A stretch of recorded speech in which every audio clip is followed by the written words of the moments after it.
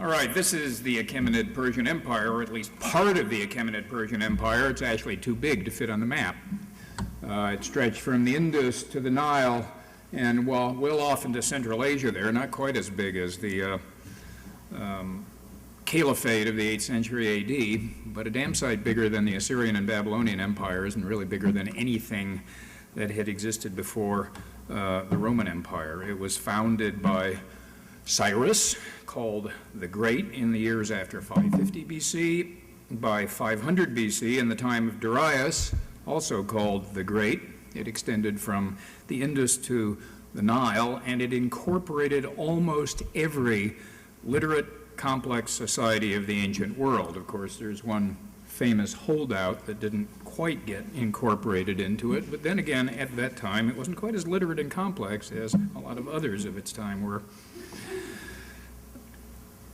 And I'm stressing this because within the limits that ancient technologies, especially technologies of transport and communication, within the limits that those technologies allowed, this empire, covering almost an entire continent and a little bit more, promoted cultural and commercial and monetary exchange on an unprecedented scale, and it did it for a long time. It lasted for 200 years. Again, an achievement that had not been accomplished by previous empires. And this is Persepolis. Persepolis during the Oriental Institute's excavations. It's a complex of palaces, public buildings, and tombs that the Achaemenid Persian kings built in the heartland of their empire, that is in Persia proper. They built many palaces in many parts of the empire from which they ruled, but the one in their own homeland in Persia proper was at Persepolis. It's about 25 miles from the modern Iranian city of Shiraz.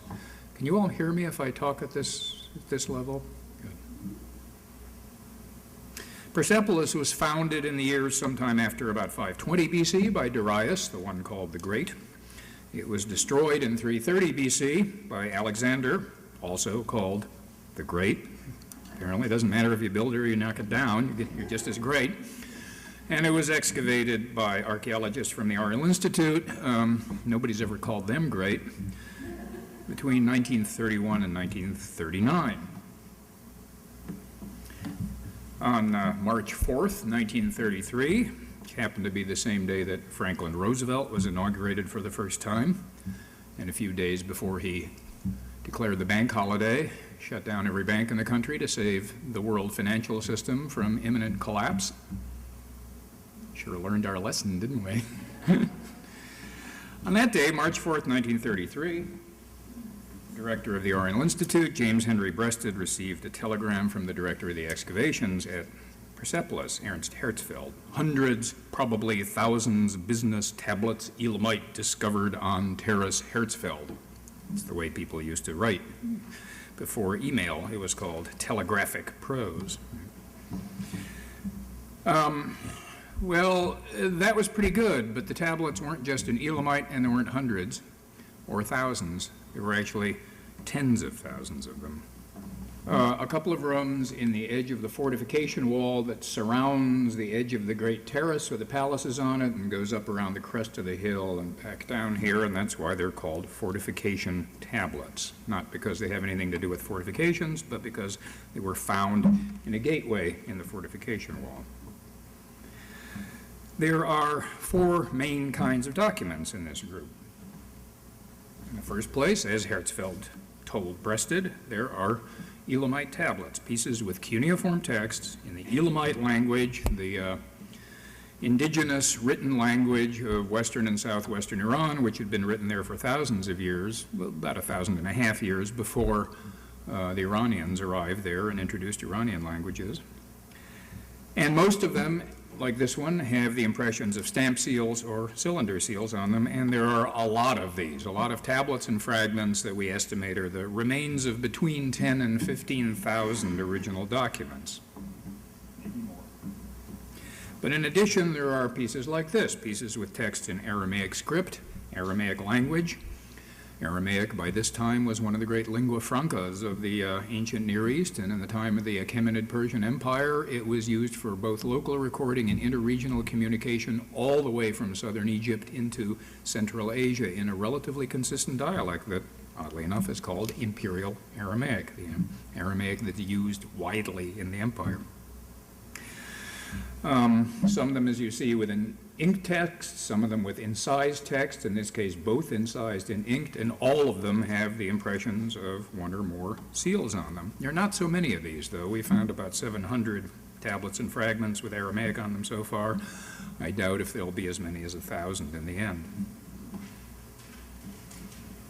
Then there are these pieces that have no text at all, but have impressions of seals. Some of the seals are the same ones you find on the Aramaic text or on the Elamite text. A lot of them are different seals, so we know they're interconnected, but they're not exactly the same. And there are a lot of these. The remains of somewhere between 4,000 and 6,000 of them, maybe 20% of the original archive. And the fourth category is miscellanea, everything else, real oddities. So we have one that's actually in Greek, one that's probably in Phrygian, and one that's rather surprisingly in Old Persian. Until we found this is so far the one and only practical text written in Old Persian script and Old Persian language. And until we found this, people would say, in print. I said in print that this can't exist, that Old Persian is only used for royal inscriptions and inscriptions on seals and stone and precious metal plate. It's purely for display. This is the first example of practical recording in the language of the rulers. So I can now say that at least one Persian in Persia wrote Persian in Persian, and expected at least one other Persian, if not to read it, at least to file it. And that's an immense surprise to people like me, at least. And we've also got tablets that are sealed with coins instead of with seals. Somebody didn't quite get the message. All seals are different, all coins are the same. Unless, of course, you don't have very many coins around. But look at what that coin is. That's not a Persian coin, that's a Greek coin. That's an Athenian tetradrachm. So among the many kinds of information we're getting out of this, not only information about local transactions, but information about early Athenian coinage. This is pretty early on in the use of coins, even in the Greek world, and this is giving us some dating information that's better than the information that comes from Greece. And then there's this. Myriads of fragments and flakes and crumbs and pieces that will sometimes fit together into a useful text, and a lot of other pieces that almost certainly never will, and some that may, if they were, for example, to fall into the hands of the students who occupied the American embassy in Tehran in 1979 and started putting together all those shredded documents that had been left behind by the embassy. If you go to Tehran now, you can see them on exhibit in the lobby of the former Hilton Hotel. There's about 14 volumes of things that were put together out of the shredder. So what we've got here is what? Tens of thousands of tablets and fragments. They're tens of thousands of pieces, but they are all pieces of one thing. I have to stress this again and again. They are records of one administrative organization. It's an organization that recorded activities in a region around Persepolis during a very short time, short attested time at least, only 16 years or so, on either side of about 500 BC. They were stored together, they were found together, they have linked contents, they served a common purpose. They fit together systematically in exactly the same way that thousands of fossil bones of different shapes and functions fit together as pieces of one ancient animal, and once you start to fit them together, you get an idea about how the thing moved, how it looked with muscle and blood and skin, how it interacted with the environment in which it moved, and you even learn something about the environment in which it moved. That's the situation that we're in.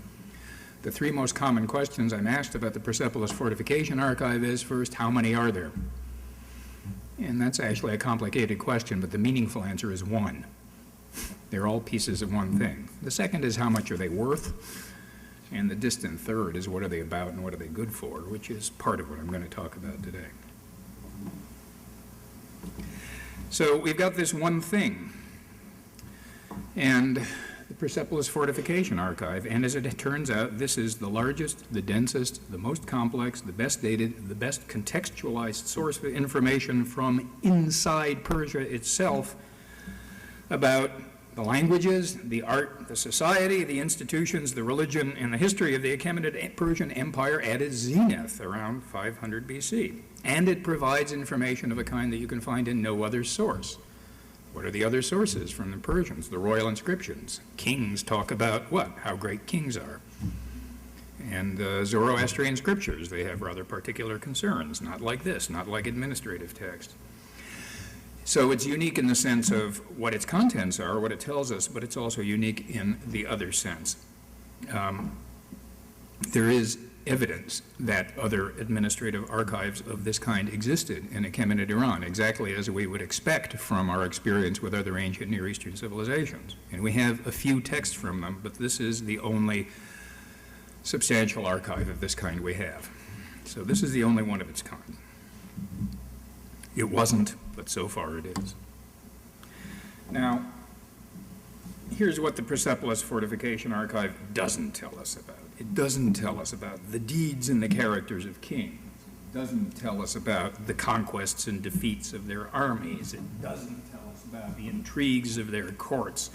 That is, it doesn't tell us about all the things that Greek and Roman and European and American art and literature and even movies seem to look for in the Persian Empire. This isn't just our movies. There are Hellenistic novels in which the Ruritanian romantic setting is Achaemenid Persia, right? Because it's their idea of the mysterious East, even in Hellenistic times. And I would love to talk about a lot of what it does tell us about languages and art and history, but today our focus is on economy, and I'm going to use that term in the broadest sense. I have to confess that my father was an economist and his father was an economist, and they're probably going to be rolling over in their graves when they hear how I use the term. But here's how I'm using the term, because these texts record the most ordinary thing in the world except for death and taxes. That is food. Food that was received, transported, stored, handed out to what? Consumers. What do you do with food? You consume it. So handed out under the control of an administrative organization that was based at Persepolis. And I'm going to try to elaborate on the various components of that statement, namely the food, the consumers, the distributors, and the producers, and hope that that's at least relevant to concerns about economy. The food is of four main kinds. In the first place, there's grain and grain products. Barley, probably wheat and emmer, possibly rice, and a couple of other cereals that we can't identify. We know that they're cereals, but there's argument about what they are. And then products from these cereals, flour of various kinds, breads, and some other things. And included in this category are also things like pulses and legumes, right, dry food. Second, beer and wine, that is drinks.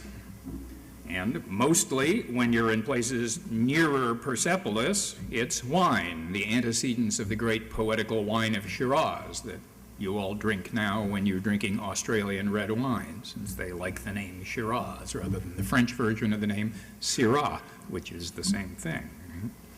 And as you get farther away, off toward the northwest, toward Babylonia, they hand out beer instead, because that's what people drink up there. So Persia was the France of the ancient world, and Babylonia was the Germany. Third, fruit. We've got figs, we've got grapes, we've got apples, we've got pears, and we've got a few other things we can't exactly identify. And fourth, livestock. Sheep and goats, of course, cattle, equids, camels, domestic poultry, possibly even game birds and ornamental birds. Pardon me, I want to back up here. There we go. Game birds and ornamental birds. I've got a term for birds that I have people arguing about. Is it a peacock or is it already an Indian parrot? Because there are classical descriptions of parrots at the Achaemenid court. Now, this classification sounds kind of simplistic, right? Grain, beer, fruit, meat. And it sounds like it's a handy, modern descriptive classification as it is, but it's also an ancient administrative classification. people tend to make this stuff out to be more difficult than it is. It's difficult for us putting together these tens of thousands of tablets, but it wasn't rocket science for them. These things were organized administratively according to these categories. Different individuals worked as agents with each class of food. So each class has a specific set of titles associated with it, and when workers or travelers, for example, drew rations at one particular station in the vicinity of Persepolis, there was one person who was responsible for handing out cereals or flour, and there's another person responsible for handing out beer or wine, and the outlays of cereal and the outlays of wine are recorded in different records, and they're eventually tabulated in different summaries and processed differently in the home office. It's a pretty simple underlying organization. So let me move on to the consumers. Here they are consuming, at least Rembrandt's version of some Persians consuming, the Feast of Esther.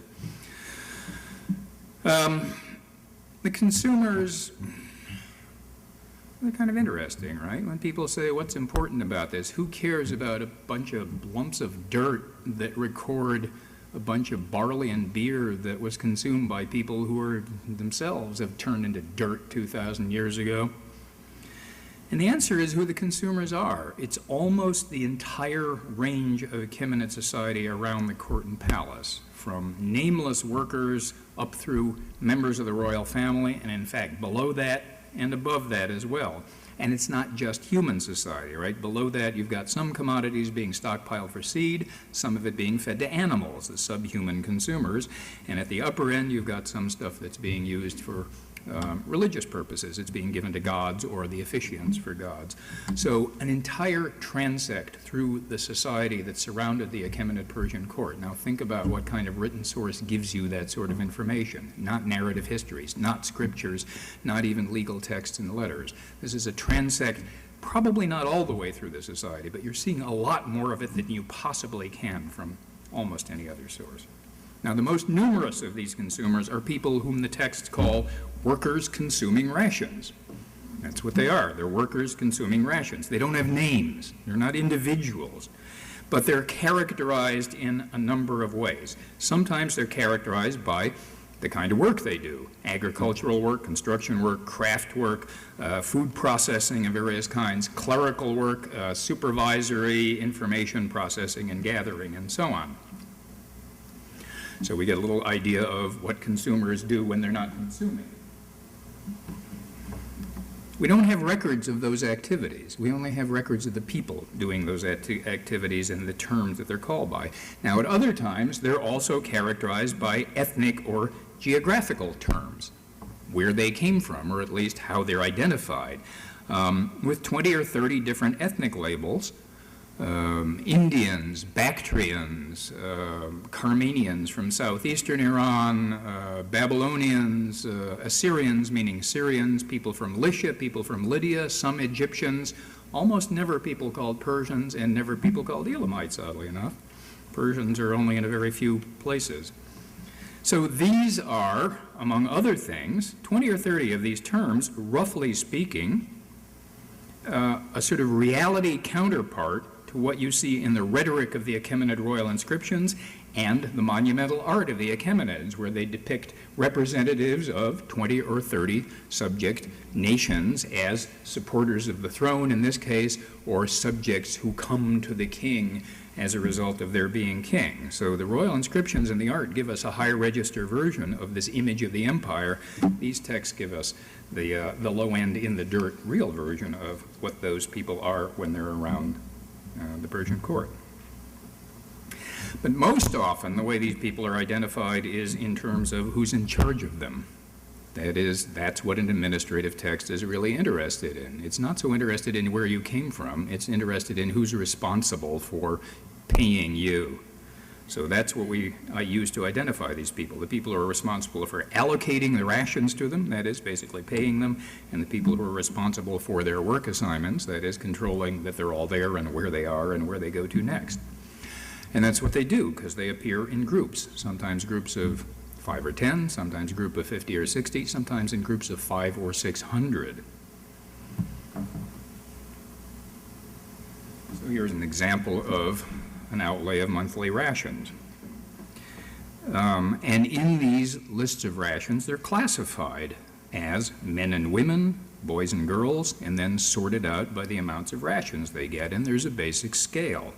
The basic rations for a man are about 30 quarts of grain per month. For a woman, about 20 to 30 quarts of grain a month. A few men get 40 or 45. Some of the foremen get much more, 90, 100, 120. So you see that the pay is partly status-based and partly gender-based and partly age-based. Most women start out at 20 to 30. Some of the supervisors get as much as male supervisors. So at the top end, there's a kind of economic equality, but at the middle, there's an assumption of an underlying gender difference. So what are we getting when we see these ration scales? Well, we're not only getting an idea of how they pay people, we're also getting an idea of social structure.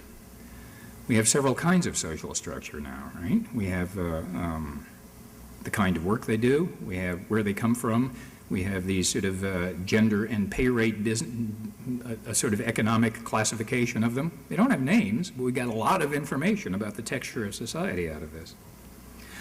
And one of the things you find out here is that as you look through all of these, there's roughly equal numbers of males and females. But as you look at work groups moving from one month to another, adding one here and another there, and sometimes moving from one place to another, sometimes in the hundreds, they're not organized on the basis of families or households. If there are intact families or households in this working population, and I think there probably are, that's not the underlying organizational characteristic of this. They're still being treated pretty much as commodities. There's a second extremely frequent class of consumers, and that's parties of travelers going to or from or through Persepolis, going to or from points far in the east, India and Bactria and Carmania, points far in the west, well, not so far in the west, Sardis in western Anatolia on the frontier with Greece, or Babylonia. You tend not to see people on their way to and from Egypt because you can only follow them as far as Babylonia. Now, why are these guys getting paid? Well, each one of these traveling parties is traveling with an official authorization, and they draw one day's rations at a way station in the Persepolis region when they present a document authorizing them to draw it. And the document that authorizes them is issued by one of several people. Either it comes from the king himself, that is the office of the king, or it comes from the guy who is in charge of this administration. Yeah, that'll do. In charge of this administration at Persepolis, or his deputy, or it comes from the governor of the province in which the trip originates. So all of a sudden we're finding out from this little system of paying out beer and barley, we're finding out who the governors of many provinces are. Now, many of them are people that we know about from Greek historians, corroborating what you find in Herodotus, for example, but many of them are not. Many of them are governors of places that are well beyond the view of the Greek historian in eastern Iran. So we're actually learning something about the political history and the political geography of Iran in the Persian Empire. But at the same time, these traveling parties, many of them, or most of them, are again groups of nameless people. How are they identified? They're identified by the name of the principal traveler, or else the head of the escorting party, or the guide. And they're also drawing rations at different rates, depending in part by gender, but here often also by status. They're being identified by a social term. There's a higher rank, which we tend to translate as gentleman. It's the term that Darius himself in his great apologia uses to describe himself and his ancestors, noble or something like that. And then there's another term that we tend to translate as servants. It's the way kings sometimes describe themselves with respect to gods, or the way that everybody else who works for Darius is treated in his great apologia, my servant so-and-so. So we've got at least two different ranks of people drawing rations in here, and this is giving us yet another dimension in the way we're able to perceive this underlying society, even though we don't have names and stories to go with it. We've got yet another form of social texture coming out of this. There is a small but very significant class of these consumers, that is, elite figures who received many times the basic rations, amounts that are too large actually to be consumed by individuals. And these include people like the head of the Persepolis administration, its administrative system that these texts record in the first place. The guy who's in charge gets paid a lot. Boy, that's a surprise. But they also include members of the royal family and members of highly placed families associated with the royal family. So the head of the Persepolis administration, for example, gets every day 1 sheep and 90 quarts of wine. He's probably not, if he's going to eat that sheep and drink all that wine in one day and get ready for the next one, he's not going to have a lot of time to do a lot of administrating, and he's probably not going to be inclined to do it either.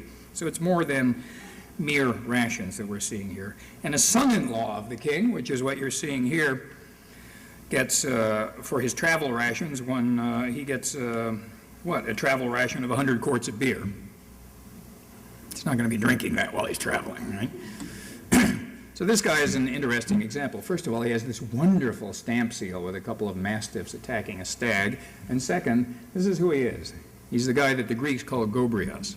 He's a son-in-law of King Darius. He's the father of a man named Mardonius. Mardonius happened to be the commander-in-chief of the Persian expedition that invaded Greece in 480 BC.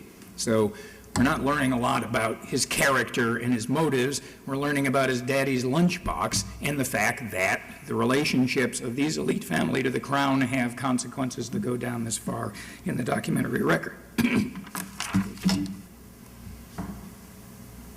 There's a wide range of other consumers. There's the king's own table, because the king and his court move around from one palace to another. There are hundreds of people associated with that, and they have to have provisions, and those go on a special account.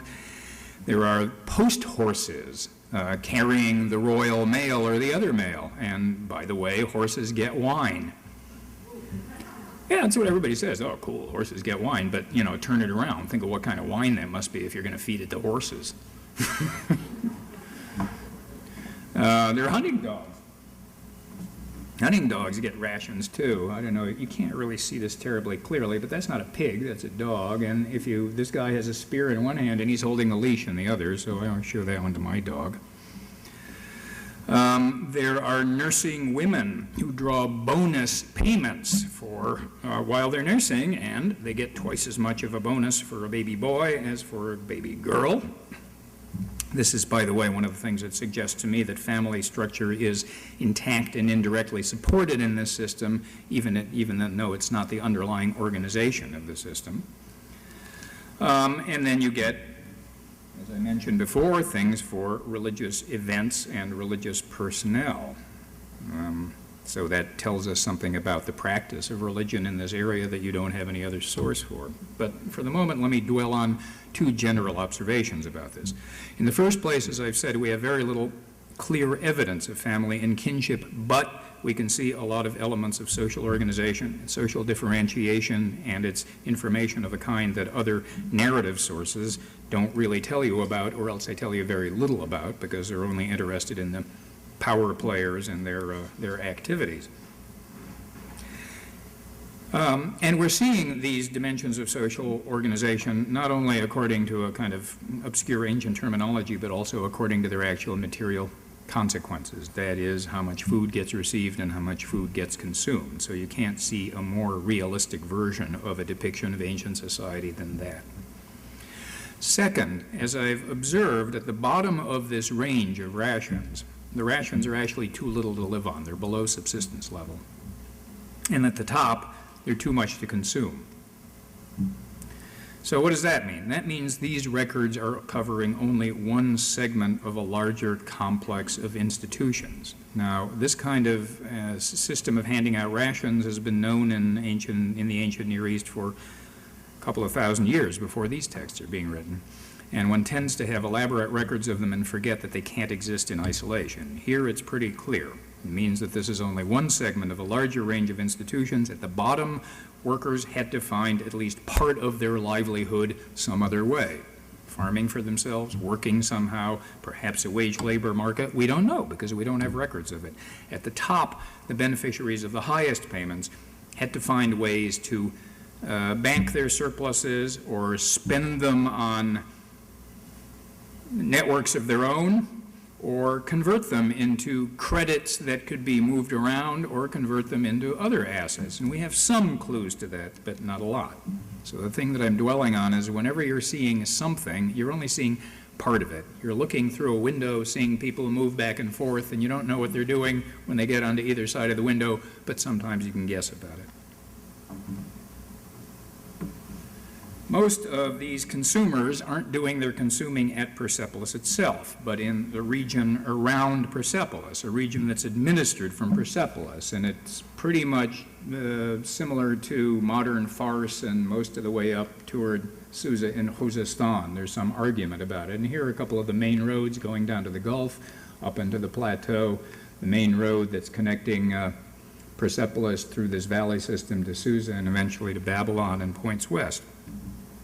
We've got about 150 named places that form hierarchies of settlement and hierarchies of administration, and this is, in a broad way, the administrative and kind of real-world correlate of what the historians of Alexander's campaigns describe. That is, they describe the Persian heartland near Persepolis as being very well watered, very extensively cultivated, very heavily populated. Until recently, it was pretty hard to find the archaeological correlates of that description. Surveys had a hard time identifying Achaemenid sites, and now we're beginning to get the archaeological correlates of what we see in these texts through archaeological explorations of some of the valley systems that connect to the plain of Persepolis. This is a valley system to the northwest along the road that I just showed you. This is a pavilion, a kind of Achaemenid palace-like structure that's in one of these sites, and these are Achaemenid and Neo-Elamite sites immediately preceding it, all through the valley system, all along this, this road up toward Khuzestan. So we're starting to get the material correlates of this. Now, most of these places are villages, but villages that are well enough set up that they have storehouses from which local officers can hand out rations to workers and travelers. I imagine these poor schlemiels sitting there in this little tank town waiting for a traveler to come through and giving him a quart of barley and hoping he'll get promoted. If he gets promoted, he moves up to one of about a dozen places that are district sub-centers, and they're, in the text, often called by a term that translates as fortress. That's also the term that labels Persepolis itself, and it's a little bit misleading because fortress in this case is not a military node, it's an administrative node, and sometimes, in fact, they're also referred to as treasuries, which is a sort of section of what's in this fortress. And the Persian word for treasury, by the way, is ganza. It's the ancestor of the word that comes out as geniza. You've got that word and its correlates scattered all over the word, the languages of the ancient Near East. It comes out in Hebrew as gizbar, right? A treasurer is a ganzabara in Old Persian. It's a gizbar in Hebrew and Aramaic, and it shows up much later in the Geniza. So these fortresses aren't defensive, although they presumably would have had strong rooms and could have been defended against marauders should they show up. But they're administrative nodes, and it means that they have a storehouse, probably a stockyard for livestock. They're places from which these villages with way stations in them could be supplied, and to which they report their transactions and results, which were eventually transferred and reported to the central office of Persepolis. And these secondary centers also have kind of permanent complements of workers who are involved in things like processing food, processing leather, and possibly some craft production. And they also have permanent staffs of clerks and administrators who were subject to periodic visits from auditors and inspectors. So you've got a little hierarchy here of how this stuff is being controlled, and a bunch of sort of little versions of places like Persepolis scattered around the region. But in addition to those, there are a few places in the text that are called by terms that we translate either as house or estate of such and such a person. And some, if not all, of those houses or estates belong to people who are very, very highly placed among the court elite. For example, there is a wife of Darius called in Elamite Irtashduna. That's the woman whom Herodotus called Artistone, right? The principal wife of Darius. And sure enough, she has an estate from which workers are assigned and where commodities are issued and distributed. So does this woman, Irdabama. We don't know her Greek name because the Greeks have never heard of her, but she's almost certainly another wife of Darius who's extremely active in this system. So there's an interlock between this court support of a very large subordinate population and a court support of the social elite. This is also something that's familiar from other times and places in the ancient Near East. So once again, what these estates and households are telling us is that there's more to the socio-economic landscape than these texts alone are telling us. The system that these texts record was a particular manifestation of a kind of institution that's found throughout ancient Near Eastern history from the Sumerians onward. That is, a redistributive system that organized dependents of the state and supported them by allocating rations, taking in taxes, handing them out again as rations to a dependent population. And that system was interacting with a second characteristic ancient Near Eastern institution, the kind that we find throughout much of ancient Near Eastern history. That is a system in which you support dependents, supporters, potential competitors for power by handing out income distributing properties, farms, estates, or estates that include farms. So there's kind of two ways of supporting your people. One is to give them food, one is to give them property so that they can grow food, and by the way, when they do that, they can pay you taxes that you can hand out to somebody else in the form of food. So we're seeing a lot of one of those and a little bit of another one. Let me say a couple of words about production. Almost all of these texts are records of throughput, that is, stuff being stockpiled, transferred, handed out. So we have to ask how commodities come into this system to be stored and paid out. How do they grow crops? How do they maintain orchards? How do they rear livestock? How do they levy and collect rents and taxes? And I'm afraid the texts are really frustrating about this because almost everything we know is indirect.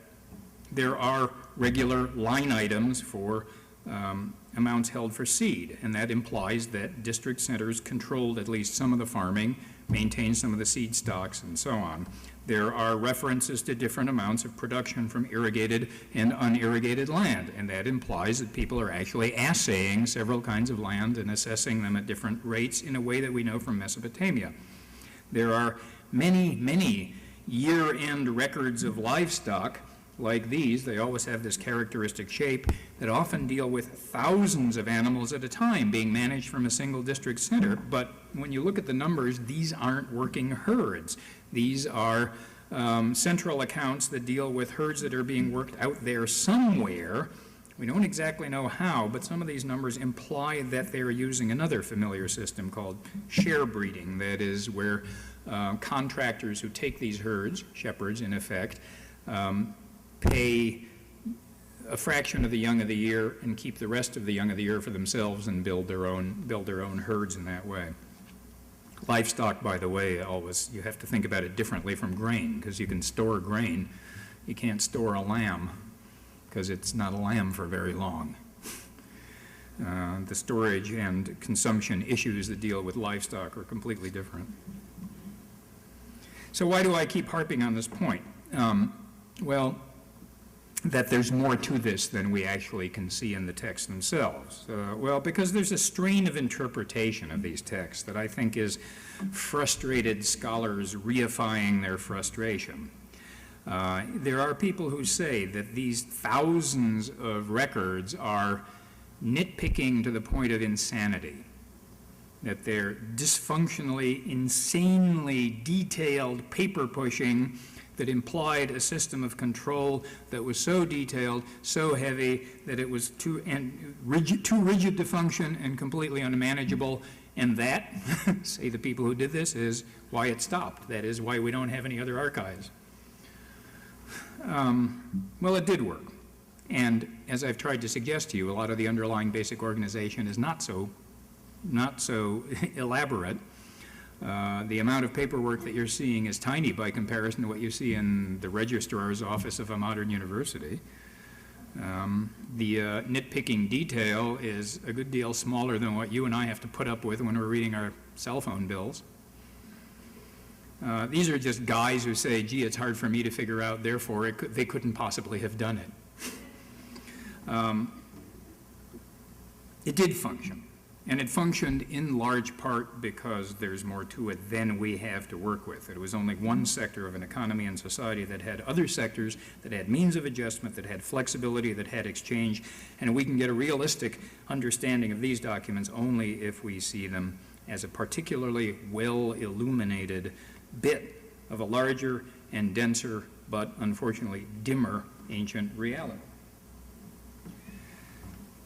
And that has to be true at the macro level also. And the question often comes up, can we understand the Persepolis economy, or rather that bit of the Persepolis economy that these texts illuminate, as part of the greater Achemenid economy, or rather in connection with the various economies of the various literate complex societies that occupied the various parts of the greater Achemenid Empire and had long histories and institutions of their own. Can the Persepolis text tell us anything about the Achemenid versions of the Babylonian or Judean or Egyptian or Phoenician or Ionian or Lydian societies and economies? Now, obviously, I'm putting this as a rhetorical question because there is another persistent strain of interpretation that characterizes the entire history of the Achemenid Persian Empire as a kind of illusion, as if it were a kind of thin veneer over a lot of ancient, complex, but weary, unchangeable ancient Near Eastern societies that were scarcely affected by Persian rule. The only thing that changed was the name of the king you paid your taxes to. And they were just exhausted and waiting to be transformed as they were when Alexander came around and Hellenism burst out and the world changed. To me, this is a wildly unrealistic way to interpret 200 years of imperial control. You don't have an empire controlling a territory for 200 years that's just a thin veneer. So my answer is yes, these texts can tell us many things about other economies and societies. And in almost all cases, it's a lot of complex argument, so I'll give you just one little example. This is one of those travel ration texts that I mentioned earlier. The traveler's name is, as you see, he's called Datia. He's traveling in January 494 BC. He's on his way from Sardis, that was the Achaemenid political hub in western Anatolia, the major political center closest to the Greek world. And he's drawing very high rations because, apparently, judging by his rations, he's a man of very high rank. Now, there's a guy that Herodotus refers to called Datis. Datis the Mede. He is the general that Darius sent out to crush the Ionian revolt, the revolt among the Greek cities of Ionia, that he had just finished crushing when? Around the beginning of 494 BC. It's quite possible that we're seeing that guy. He's a guy of the right rank at the right time, coming from the right place, and if so, he seems to be on his way back to Persia to report to Darius on the success of his suppression of the Ionian revolt. Here's another guy who may be familiar. This is Themistocles. Themistocles, the Athenian hero of the Persian Wars. After his success as the hero of the Persian Wars, of course, the Athenians said, "We don't like you, get out." They drove him into exile. And what did he do? Well, of course, he went to the Persian king to try to see if he could get a better deal than he was getting from his own people. And we have an ancient letter that describes how he went about getting to the Persian king. He went to Sardis. He appealed to the satrap, The satrap agreed to give him transport and an escort and attached him to a traveling party that would arrange for his provisions along the way. This is one of the so-called Themistocles letters. Most people think they're not authentic texts of Themistocles, but they are authentic ancient texts. So the author of this letter, even if he wasn't Themistocles, obviously knew what he was talking about, because he's describing the travel party, the escort, the rations, the authorization. That's all what we're seeing precisely in these Persepolis traveling texts. And here, just to wrap it up, this is one of the famous Aramaic letters from a satrap of Egypt from about 100 years after this, from the reign of Darius II. The satrap is called Arsham, Arsames, it would be called in the Greek version of it. And this is an order to administrators of way stations in northern Mesopotamia and Syria to issue daily traveling provisions to a party of the satraps, people who were on their way to Egypt.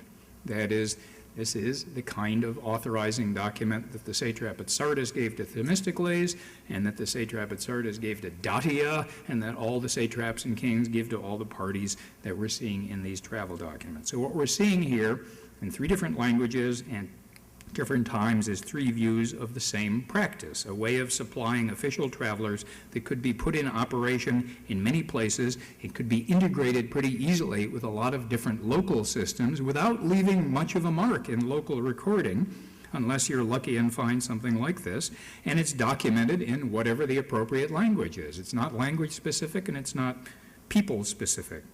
So the thousands of Elamite Persepolis texts are telling us now how we can interpret one Greek text and one Aramaic text and what the connection between them is. And it's also telling us that these things aren't extraordinary, but these are regular. It's showing us that these were empire-wide practices that supported empire-wide communication and control that, in turn, make it unlikely that this empire was a mere historical illusion. So let me wrap this up. What I've told you is based on what we know from a fraction of